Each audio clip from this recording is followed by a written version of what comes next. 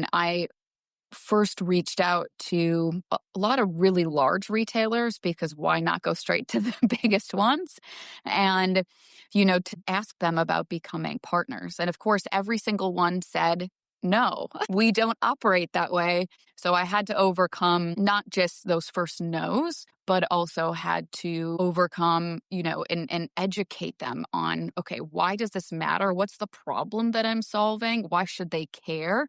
And what are the benefits for them? So that helped me, going through that journey, helped me just learn a lot about the business development process and those early sales days when you're, as a founder, going and you're pitching your business to everyone. And if I didn't get to any yeses, I would not have a business today. It's been 14 years of Shoppable that would not have existed had I not been able to move past those no's. Welcome to A Founder's Life. I'm your host, Leo Gestetner. On this show, we dive into the real stories behind the highs and lows of entrepreneurship and how we pursue a more balanced and meaningful life along the way. This podcast is sponsored by Thanks, helping founders like us scale with reliable remote talent. Founders at thanks.com, that's THANKZ.com, with the subject line A Founder's Life, and you'll receive preferred pricing. Now, I'm excited today to be joined by Heather Udo. Heather, thank you for joining. Can you introduce yourself to the audience, please? Yeah, absolutely. My name's Heather Udo. I'm the founder and CEO of a software company called Shoppable. And at Shoppable, we created universal checkout technology that we license to publishers, to advertisers, to creators, anyone that wants to create a shoppable experience and embed products and a checkout directly on their website. Thank you. Can you share a little bit about both your journey that brought you to where you are today, and a little more about what Shoppable does with your customers, with obviously a fantastic company name? Thank you. Yeah. So, from my journey, I started the company out of a personal frustration that I had as a consumer. And it's something that, based on our surveys, 99% of people experience, which is we discover products all around us. But when a consumer can't purchase it, it is extremely frustrating. And for me, I had the experience in a short period of time, many, many times, because I had just moved into my first apartment. I was in my early 20s. This is a while ago, and I needed to decorate it, and I didn't know how to make it feel like a home. So instead of going straight to an e-commerce website, I wanted to find inspirational images and images from interior design websites or Pinterest and interior design blogs. But every time I found a beautiful image of a living room or a bedroom, you couldn't purchase it. It wasn't shoppable. And the process for a shopper to have to find a beautiful image and then try to track down the products seemed like there's just way too much friction. And when you, as the shopper, are the one going into your purse, into your pocketbook and taking out your credit card, you're the one spending your money. We should make it as easy as possible for that to happen. So I was very frustrated because I kept finding great things and I couldn't buy them. And that repeated kind of dead end and frustration led me to say, oh my God, I feel like the retailers don't even want my money. I want to buy all of these products. I need to furnish a whole home, and it's so difficult. So what I dug down and kind of went deep in the rabbit hole as a consumer was why doesn't something exist that could just make content shoppable and bring the checkout and the products from the retailers to everywhere that a consumer discovers them? So what I realized in doing that is that there was a technology breakdown. There was no technology that existed to make that happen. At best, you had affiliate links, which would, with a click, redirect you over to a retailer's website. But they were often not used. They were often not activated. If they were, they went to outdated products. You couldn't find anything similar. There were so many problems that I'm like, this needs to be solved. So, of course, I, went through a whole journey of, being able to do a lot of research and reaching out to different retailers, reaching out to publishers, and also asking myself a problem, or a question, I should say, that a lot of entrepreneurs do, which is am I missing something? Why doesn't this exist? Because it seems so obvious. And anyway, so I decided that, this is, where I really believed e-commerce was going. So I decided to jump in and to build it. So that's what led me to starting Shoppable. When I first reached out to a lot of really large retailers because why not go straight to the biggest ones? And, to ask them about becoming partners. And of course, every single one said, no, we don't operate that way. You could go to our website and purchase products there. So I had to overcome not just those first no's, but also had to overcome, and educate them on, okay, why does this matter? What's the problem that I'm solving? Why should they care?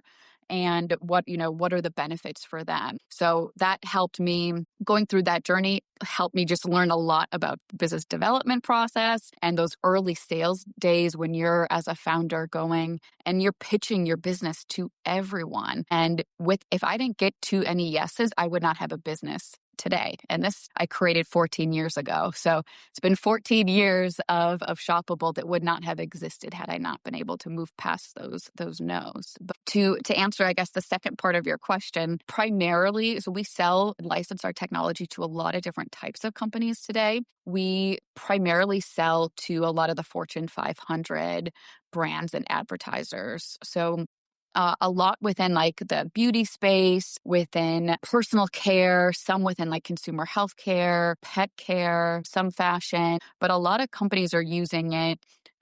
Some within their ads. So directly when you're watching your favorite streaming commercials and you see like a QR code you can scan, sometimes like, one click to buy. And then other companies are using it on their websites where they're not direct to consumer brands, but they sell in Walmart or Target or, Saks Fifth Avenue, Sephora, and they use Shoppable's checkout to make what looks and feels like a direct-to-consumer experience. And talk to us a little bit about what family means to you. Oh my gosh. Family's so important. I come from a large family. So I have 5 immediate siblings and then two half brothers and one step brother. So just massive family. And being raised with so many siblings, like we've just always been really close knit. And it's been just kind of the foundation for even why I started a company in the first place. I started this before I was married. Now I'm married and I have a 6-year-old and a 7-year-old. But one of the reasons why I started it was one, because I wanted it to exist, but also I wanted to build something from nothing that could create, financial freedom for my future family. And I think it's just important. And it gives me the flexibility to spend a lot more time with my family. I mean, we used to have an office in Manhattan and we were able to close that down during COVID and move fully remote, which is just amazing. So it's really nice to be able to have that extra time with family and be able to, when my kids get off the bus, I can be here, I can pick them up, I can spend that time with them, helping them with their homework and adjust my schedule on accordingly as an entrepreneur. It's one of the really nice things that came from COVID. Yes, one of the nice things for sure. And what's health look like for you? Whether that be mental health, physical health, nutrition, fitness, what does that look like?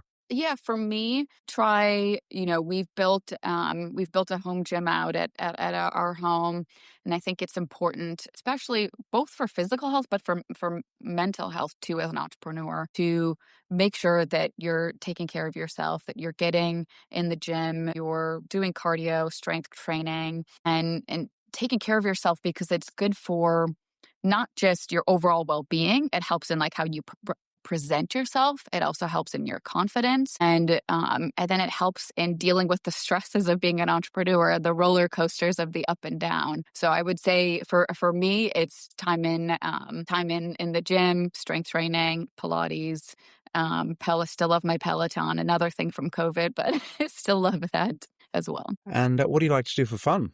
For fun, I mean, I love spending a lot of time with my family. We have something called Adventure Saturday, which is another thing. Funny, we're talking about COVID so much, but it's something else we started in COVID, which was we just had to get out of the house. But we would every Saturday leave and go on an adventure someplace. And during COVID, it first started like just getting out in the woods and we were still living in the city. So getting out in the woods, taking the kids for walks, getting them out to a field to play soccer. So we're still doing that now. They're usually some of the same adventures, but also sometimes going to the farm, going to a local farm, going in, picking up like fresh produce. Sometimes it's going horseback riding. Sometimes it's going to the kids' soccer games. But it's a lot of time with family. And then I also love, as part of my time when I lived in California, I love wine and I love like wine tasting. And I will occasionally throw blind wine tasting parties, which are really fun. And we usually pick a different country, a different location every time. But that's also really fun. That's cool. And what does a balanced life look for you? It looks like, especially now you've managed to, post-COVID, work from home and integrate things a bit more. How does that balanced life look for you? Yeah, for me, I think balance is kind of a misnomer because it's not like a 50 kind of thing, right? But it's about, I like the phrase like work-life integration. It's about finding ways that you can integrate the two as much as possible. So, for me, it means, I have my early mornings where I'm able to go to the gym. My husband's home with the kids, or like in our gym's in a separate building. So he'll stay in the main house with the kids, and then have my regular work day before the kids come home from school. And then once they're here, I block an hour where I wait for them to come off the bus, help them with their homework, they get their little snack, all of that. And then, I bring them back to our office building and they will work on their homework and I can kind of shift back into work. But they also see as an entrepreneur, sometimes mom's working on a Saturday, sometimes she's working on a Sunday, hosting a webinar, whatever it might be.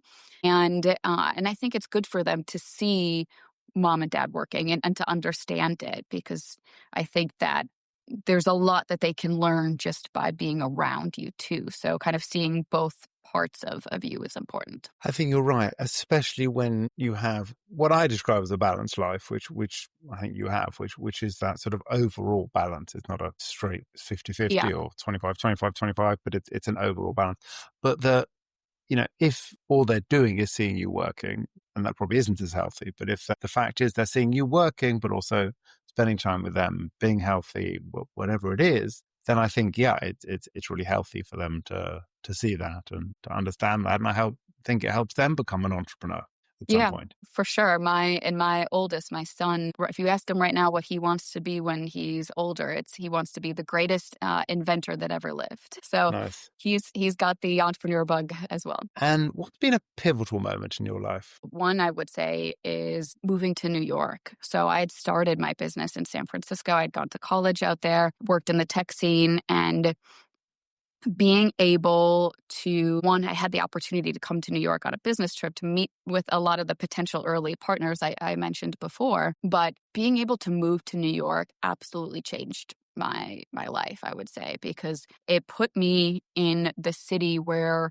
all of the major industries are primarily built, and a lot of kind of the key people in those industries that I needed to work with were based. And I was an entrepreneur that came into this field having zero background and zero contacts. And then I was crazy enough to want to build a 3-sided marketplace with no context. So for me, moving to New York opened up so many doors because I was able to be in that city, and every networking event that I went to, every conference that I went to, I was meeting people that were already in this industry. And New Yorkers are inherently networkers, and they really do introduce you to people. They want to make those connections, and having those connections early on absolutely helped bring my business to fruition. Nice. And what's one piece of advice that you'd give to an aspiring entrepreneur? To an aspiring entrepreneur, I would say make sure you focus only on an MVP. And a lot of entrepreneurs I see, and I do some coaching for other entrepreneurs now, but a lot of them try to do too much in the beginning. So I would say really focus on an MVP or a minimum viable product when you want to start a business. Like, what is the absolute smallest form that you would need to prove that your business is viable? And do not skip talking to potential customers when you're validating your idea. I think that's another thing that people often skip over. And we'll say all the time as entrepreneurs, we have a ton of assumptions when we start a business, but we're wrong about at least one thing. The problem is we don't know which thing. So in going out and being able to talk to potential customers, that is going to help you as an entrepreneur understand what their actual needs are, what their problems are, how are they trying to address those needs today, what works about the ways they're addressing them, what doesn't. So ask those series of questions and then use that to help refine your MVP before you even write a line of code or before you even launch anything. So that would be my advice. And how can people find you? The best place to find me is probably on Instagram, which I'm at Heather Udo #1. So at Heather Udo 1, or on LinkedIn, Heather Udo. Well, thank you for joining us today. Thank you so much for having me, Leo. Thank you for listening to today's episode. If you enjoyed the conversation, don't forget to subscribe to the channel, tell your friends, and please leave a review.